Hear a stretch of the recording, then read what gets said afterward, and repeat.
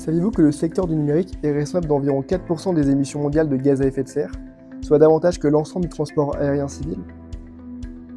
Cette empreinte écologique élevée provient notamment du surdimensionnement des infrastructures informatiques dans les entreprises.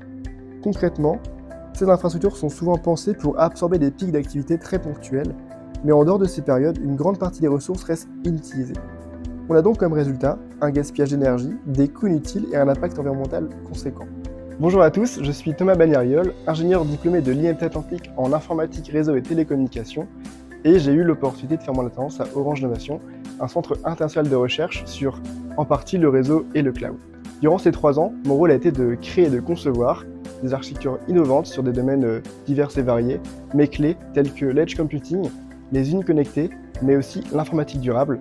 Et c'est notamment sur cette dernière thématique que s'est déroulé mon sujet de fin d'études, qui est l'aboutissement de mon apprentissage. Pour ce projet, je me suis posé une question simple: comment mieux utiliser les ressources déjà existantes dans nos centres de données? En effet, comme j'ai dit précédemment, ces ressources sont souvent sous-utilisées, notamment d'une contrainte de surdimensionnement qu'on a dans nos infrastructures.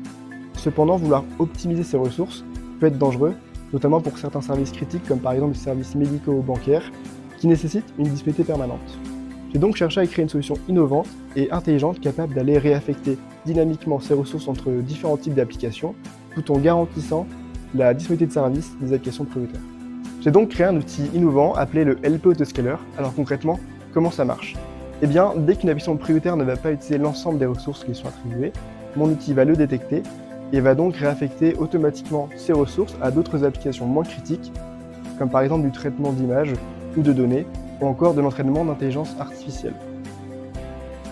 Mais surtout, mon modèle sera également capable d'aller rendre rapidement et automatiquement ces ressources à mon application prioritaire lorsque celle-ci en a besoin, pour garantir sa disponibilité et sa qualité de service. Grâce à cette approche dynamique, on va pouvoir optimiser de façon considérable l'utilisation des ressources existantes, mais aussi de limiter l'achat de matériel neuf. On va pouvoir non seulement limiter la consommation d'énergie, mais aussi celle due à la création, fabrication et au transport de matériel neuf. Mes résultats sont plutôt prometteurs. En effet, mes simulations montrent jusqu'à 60% de réduction d'empreinte carbone. Et aujourd'hui, le LP Autoscaler est une solution protégée par un brevet qui est prête à être testée en conditions réelles.